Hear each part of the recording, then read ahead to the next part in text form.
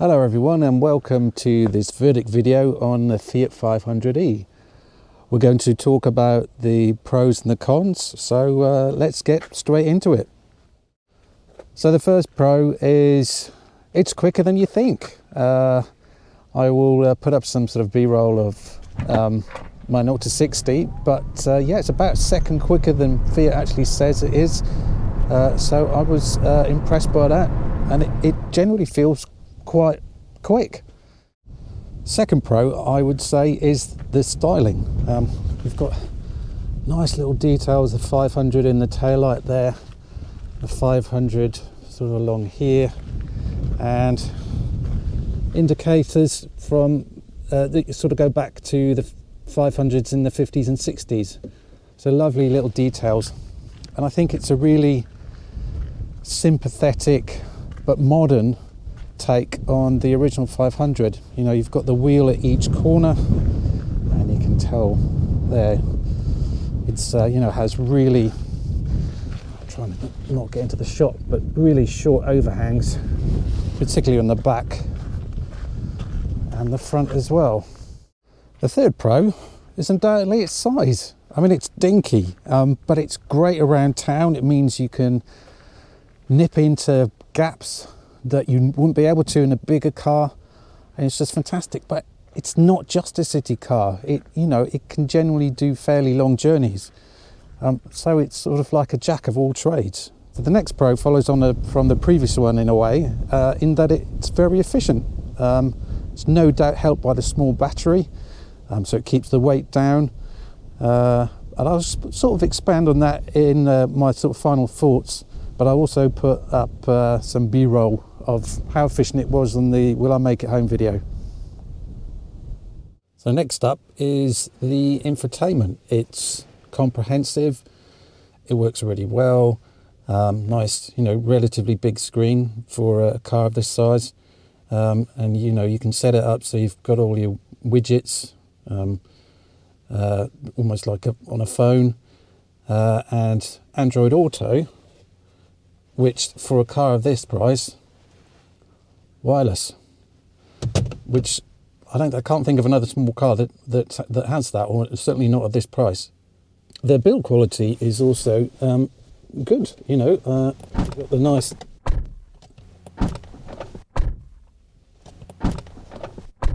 thunk of the door, and everything sort of seems well screwed together. It doesn't move around. Yeah, you know, and even this doesn't, you know, it's all, steering wheel is nice, and yeah, and it, you know, Fiat's of old, perhaps not so much, but I think they've done a really good job with this in terms of the build quality, although I'll come on to perhaps some bits that aren't. Whether you can have it as a pro and a con, you could argue, but I'm going to do it anyway. So the first con is the range. I mean, you can't expect a huge range out of a 37.3 kilowatt hour battery. But, you know, some people it may be an issue. You can see there 43% left, 50 miles. But I think you can get 150 miles out of this fairly easy.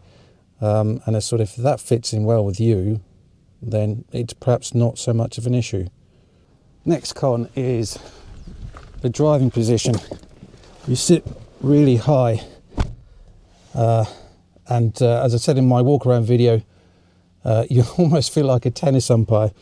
I think on the higher spec trims you could get a high adjustable driver's seat, which would mitigate it a little bit, but the other thing sort of in combination with that is that this rear view mirror is really low, so it blocks your vision sometimes, because it's so low and the seat is so high.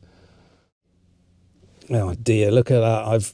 I got this car cleaned yesterday for this video, and I've just already got a load of mud over the car mats.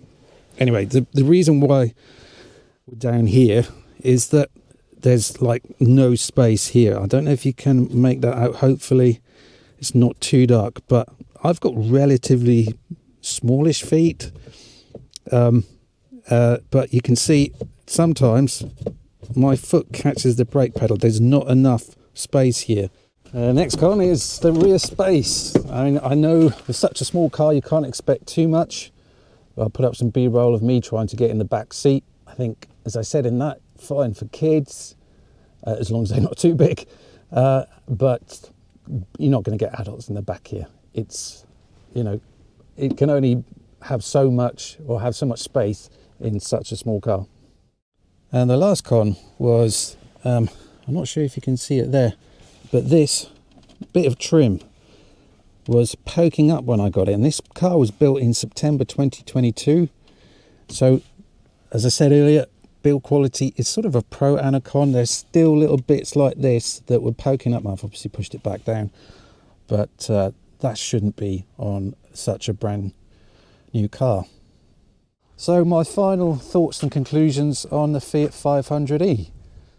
Actually, before I do that, I'm just going to put a link in the video. Just recently, the Abarth 500e has been announced. Looks really cool.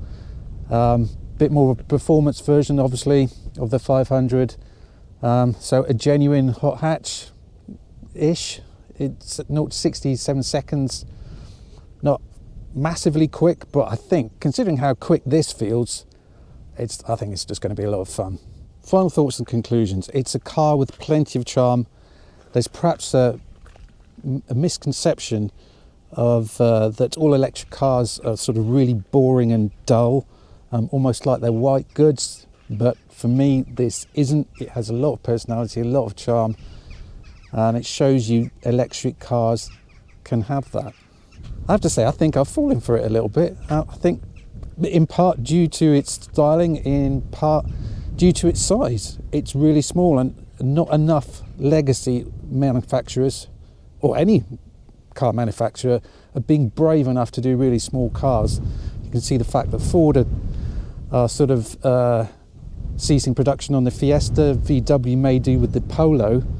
I think Fiat are looking to perhaps dominate that sort of A and B segment of the car market.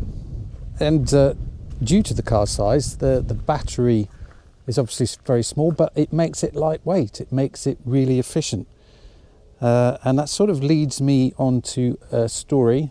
Again, I'll probably put a link in the description of an article written in Top Gear magazine recently. Jurgen Druce, who is the UK boss of Citroën, makes exactly this point. Small cars with a battery in proportion to their size are the way forward. I mean, obviously you need fast charging in place, you need a great charging network, whether here in the UK, whether that's up to scratch, that's an argument for another day. But I can't feeling that he's got it spot on. It is the way forward. The lighter a car is, it's going to be more efficient, and therefore it'll just be cheaper to run. So all in all, I really like it. I think you can tell that it has its flaws, of course it does, but for a small electric car, I don't think you can really go wrong. So anyway, thanks for watching. Hope you've enjoyed this verdict video, and I'll see you guys soon.